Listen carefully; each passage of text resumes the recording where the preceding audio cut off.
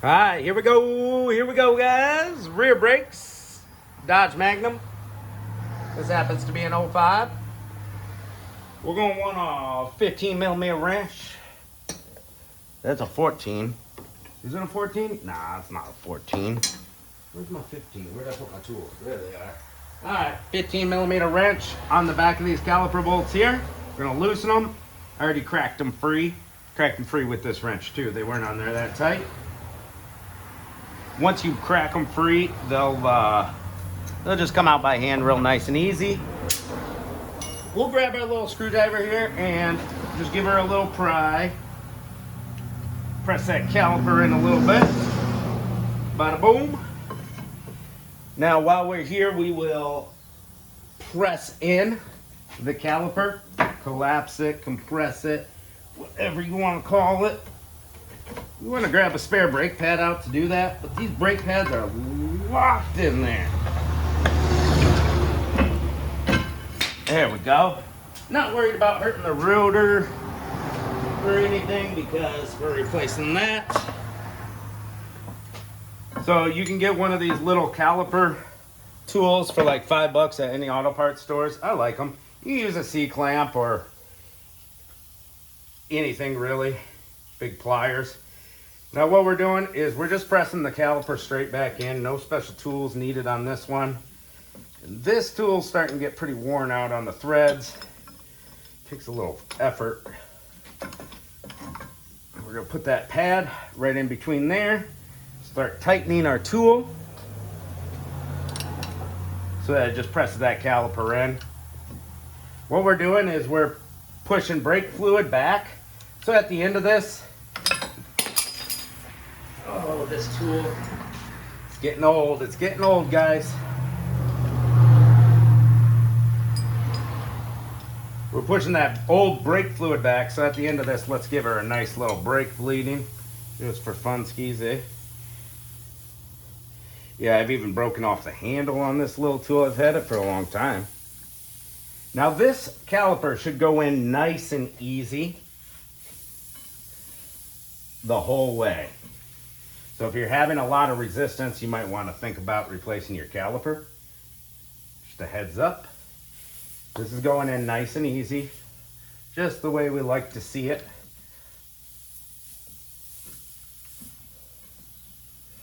I'm having a hard time keeping the tool centered and on there just because the tool is so bent up.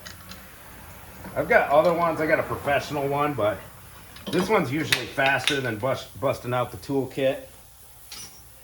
All right, now our caliper is pressed all the way in.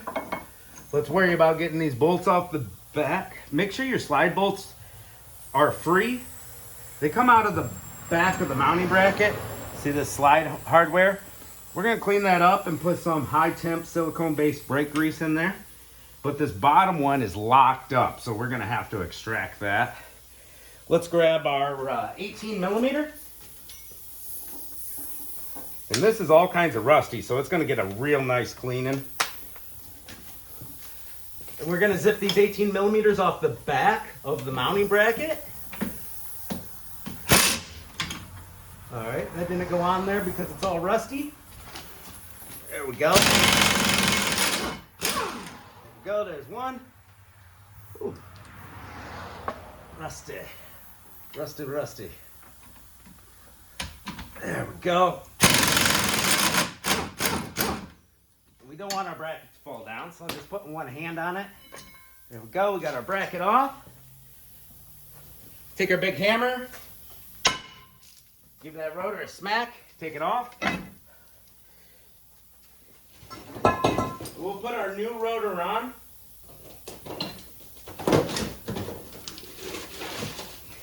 These rotors come with a little shipping oil on them, so give them a spray down with some brake cleaner. The e-brakes on this are completely destroyed. Ain't that cool? This thing's got 399,000 miles.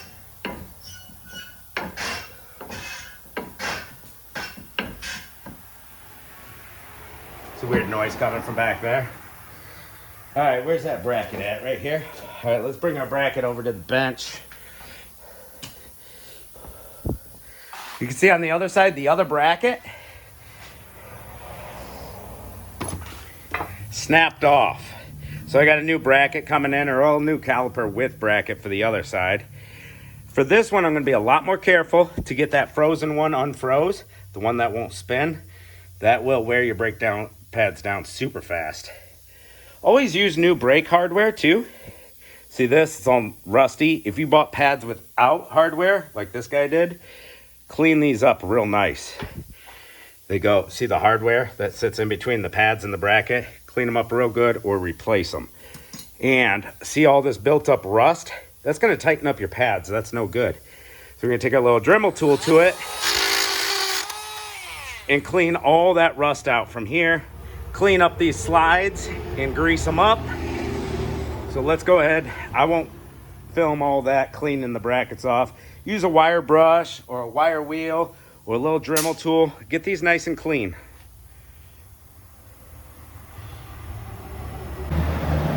Alright guys, I got everything prepped off camera. We got our new bracket, or old bracket, all cleaned up. I used the Dremel tool because the rust was so deep. I cleaned up the old hardware.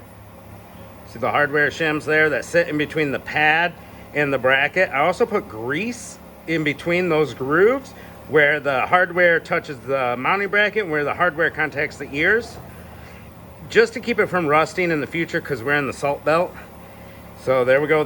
Then just slip your pads in. It can be a little annoying with that little tang on the hardware, but it ain't no big thing. Now that it's all assembled, make sure your pad's curvature is the right way. All 4 pads were the same. They have dual squealer tabs on this brand. I don't know if your brand will. So we're just gonna slide it over the rotor and look behind there and attempt to line it up and thread it in by hand. Make sure your rotor stays straight to make the work easier.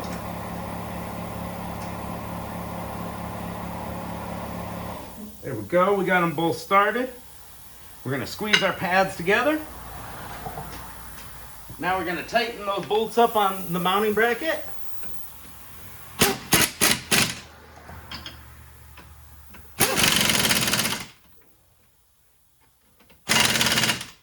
Nice and tight.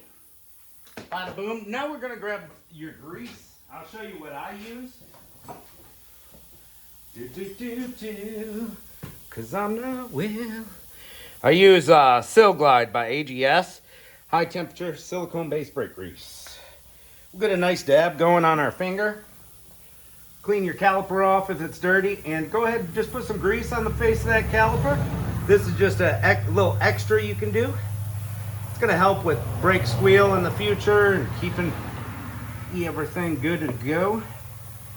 All right, and then we're gonna slip our caliper over the pads, press in on our sliding hardware so that the caliper goes over it, line her up, buttercup. Start these in by hand, boom. Oh, I was able to extract that one slider that was froze up. I used my oxyacetylene torch to get it real hot right here where it's froze up. Stay away from the rubber bushing, keep the rubber bushing wet. All right, now our little slider is sliding on us, the slide hardware, because we got it so freed up. So we'll grab an 18mm wrench. 18.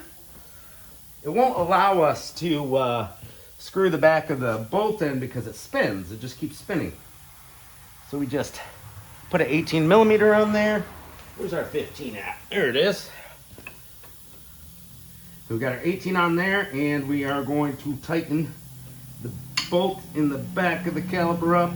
Remember, we are doing a brake bleeding after this. So there's tons of videos on that. It's all pretty universal for the most part. So after we tighten up these 2 bolts, what we're going to do is go inside the vehicle and we're going to pump the brake pedal until it gets tight. We compress those calipers. So now we need the piston to come back out and contact the pads. If you take off without priming your brake pedal, you're not going to have any brakes. So make sure you do that, okay? There's one tight, and this other one, we had no problems with the slider spinning on us. Nice and tight.